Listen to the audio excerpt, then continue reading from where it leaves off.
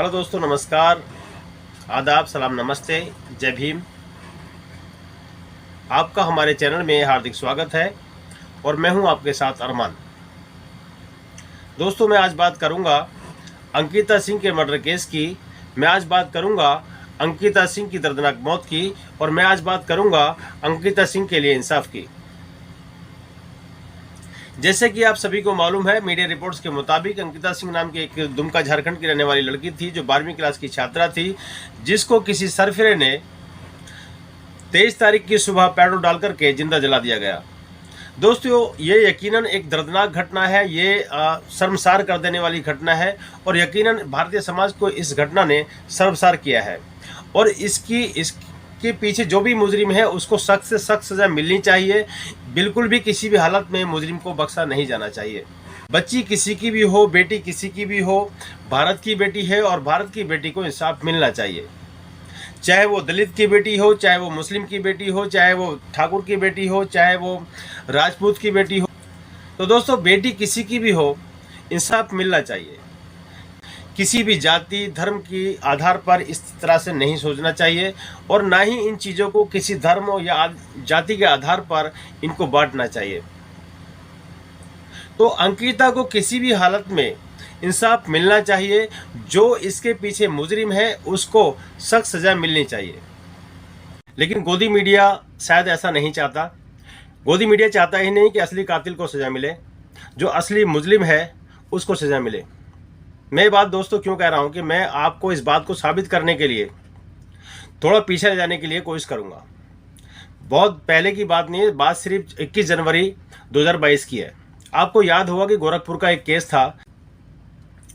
दिलशाद हुसैन नाम के एक युवक की कोर्ट परिसर में हत्या कर दी गई थी गोली मारकर। तो उस समय जो उस केस के मामले में जो तमाम मीडिया चैनल्स, चाहे वो प्रिंट मीडिया हो या इलेक्ट्रॉनिक्स मीडिया हो, तमाम मीडिया चैनल ने किस तरह से कवरेज किया था, किस तरह से एक छवि एक समाज की पेश करने की कोशिश की थी और किस तरह से एक पूरे इस जिले के अंदर एक तनाव का माहौल हो गया था। यानी जो गोदी मीडिया का जो काम है वो हमेशा एक चीज़ों को डाइवर्ट करना और डाइवर्ट करके एक फिक्स नैरेटिव के साथ उसी के ऊपर डिबेट्स और ट्रायल शुरू कर देना। आइए मैं उसके जो उस समय का जो केस था, गोदी मीडिया ने किस तरह से कवरेज किया था, वह मैं वो आपको दिखाना चाहता हूँ। आप थोड़ा इस चीज़ को देखें और समझें कि क्या सिचुएशन किस तरह से क्रिएट की जाती है। अब मैं आपको स्क्रीन पर गोदी मीडिया चैनल्स की कुछ वो हेडलाइंस दिखा रहा हूँ, जो हेडलाइंस चला करके एक माहौल ख़राब करने की कोशिश की गई थी और एक समाज के प्रति नफरत फैलाने की कोशिश की गई थी। देखिए आपकी स्क्रीन पर, दिलदार हुसैन को किडनैपर, बलात्कारी, आतंकवादी, लव जिहादी, तमाम तरह की उपाधियों से गोदी मीडिया ने नवाजा। दिलशाद हुसैन को नाबालिग का अपहरणकर्ता और बलात्कारी बताया गया। दिलशाद हुसैन को किडनैपर और रेपिस्ट बताया गया। दिलशाद हुसैन को लव जिहाद करने वाला बताया गया और इस केस से PFI का इससे लिंक बताया गया। इस तरह की तमाम हेडलाइंस चला करके दोस्तों एक समाज प्रति के खिलाफ एक माहौल तैयार करने की कोशिश की गई और नफरत पैदा करने की कोशिश की गई, जिससे काफ़ी माहौल तनावपूर्ण हुआ। लेकिन असल जो चीज़ है वो तब निकल करके आई जब ममता कुमारी के पिता ने दिलशाद हुसैन का गोरखपुर कचहरी में, गोरखपुर सिविल कोर्ट में गोली मारकर हत्या कर दी। और असल क्या था दोस्तों, पूरा मामला मैं 2 मिनट में आपको बताना चाहूँगा। मामला पूरा क्या था, दिलशाद हुसैन नाम का एक लड़का जो बिहार मुजफ्फरपुर का रहने वाला था, जो अपनी फैमिली के साथ गोरखपुर में आकर रहने लगा था और वहीं पर एक पंचर की शॉप चलाता था और वहाँ पर ही लड़की का घर था। दोनों फैमिली एक दूसरे के करीब थी और बचपन से ही ये दोनों बच्चे एक दूसरे को चाहने लगे थे, एक दूसरे को करीब से जानते थे और बड़े होने पर दोनों ने एक दूसरे से प्यार का इजहार किया और दोनों ने अपनी रजामंदी से आर्य समाज मंदिर में जाकर के हिंदू रीति रिवाज के अनुसार हैदराबाद के आर्य समाज मंदिर में शादी की। उसका बाकायदा सर्टिफिकेट जो आर्य समाज मंदिर है वहाँ से सर्टिफिकेट इशू किया गया। सारी चीज़ें डॉक्यूमेंट्स इशू की गई, प्रोवाइड की गई, और दोनों बच्चे अपनी ज़िंदगी को लेकर के प्लानिंग कर रहे थे, प्यार और मोहब्बत से ज़िंदगी को जीने की कोशिश कर रहे थे। उसी समय एक ऐसा भूचाल आया उनकी ज़िंदगी में कि दिलशाद हुसैन को किडनैपिंग और रेप के केस में अरेस्ट कर लिया गया और उसको पॉस्को एक्ट के तहत जेल में डाल दिया गया। और काफ़ी लंबे समय के बाद जब वो जमानत पे छूटा, तो जब केस की हेयरिंग के लिए वो कोर्ट पहुंचा, जब उसके वकील ने उसको बुलाया, तो जैसे ही वो कोर्ट पहुंचा, कोर्ट पहुंचने पर जो लड़की ममता कुमारी थी, ममता कुमारी के पिता निषाद ने दिलशाद हुसैन की कोर्ट परिसर में ही गोली मारकर हत्या कर दी, जो अभी जेल में है। तो दोस्तों, हकीकत ये थी कि ना तो कोई किडनैप था, ना कोई रेप था। दोनों बच्चे बालिग थे। एक की उम्र 21 ईयर्स थी, दूसरे की उम्र 28 ईयर्स थी। ठीक है, दोनों एक दूसरे को बहुत प्यार करते थे और दोनों ने अपनी मर्जी से अपनी ज़िंदगी साथ जीने का फैसला किया था। यहाँ तक कि दिलदार हुसैन ने अपने प्यार की खातिर अपना धर्म भी परिवर्तन किया, अपना नाम भी परिवर्तन किया, और सिर्फ अपने प्यार की खातिर साथ जीने और मरने की कस्में खाई। और हिंदू रीति रिवाज के अनुसार आर्य समाज मंदिर में दोनों ने शादी की। दोनों बालिग थे। लड़की की उम्र 21 साल थी और लड़के की उम्र 28 साल थी। लेकिन पिता ने तहरीर में ये लिखवाया कि लड़की मेरी नाबालिग है, 16 साल की लड़की है, जिसको एक दिलदार हुसैन नाम का लड़का उठा करके ले गया, लिहाजा मुझे इंसाफ चाहिए।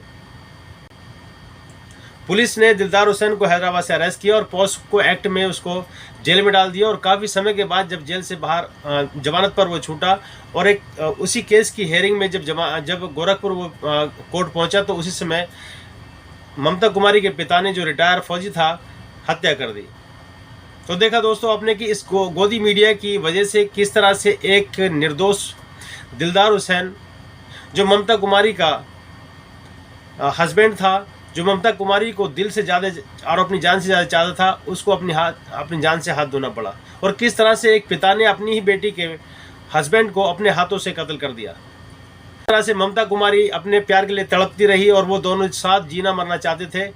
और ऑनेस्ट किलिंग में ममता कुमारी के पिता ने दिलदार हुसैन की, यानी दिलराज की, हत्या कर दी। तो इस सब का सिरे जो है दोस्तों, सिर्फ अगर किसी को जाता है तो वो गोदी मीडिया को जाता है। समाज में अगर नफरत फैल रही है, समाज में अगर इस तरह से जो डिफरेंसेस बन रहे हैं, वो सिर्फ उसका क्रेडिट जाता है गोदी मीडिया को जाता है। गोदी मीडिया की ये उपलब्धि है कि जो इस तरह के नए नए इन्वेंशन और क्रिएशन हो रहे हैं। सेम सिनारियो दोहराते हुए गोदी मीडिया ने फिर वही एक माहौल क्रिएट करने की कोशिश की। अंकिता जो अंकिता सिंह का जो मामला अभी जो हत्याकांड हुआ है अंकिता सिंह का, जिसको जलाकर मार दिया गया, इस घटनाक्रम में गोदी मीडिया ने सेम सिनारियो दोहराने की कोशिश की है। उसी सेम सिनारियो को फॉलो करते हुए आप देखिए दोस्तों, हेडलाइंस देखिए आप गोदी मीडिया की। अंकिता सिंह जो घटनाक्रम है पूरा, उसमें किस तरह की हेडलाइंस चलाई जा रही हैं, किस तरह का माहौल किया जा रहा है। यानी कि जो उनका एक नैरेटिव है, अपने नैरेटिव को हमेशा अपने ट्रायल के जरिए, अपने डिबेट्स के जरिए एक समाज प्रति के खिलाफ नफरत पैदा करने की जो कोशिश है, और वो जो उसमें कुछ हद तक कामयाब होते भी नज़र आता है गोदी मीडिया।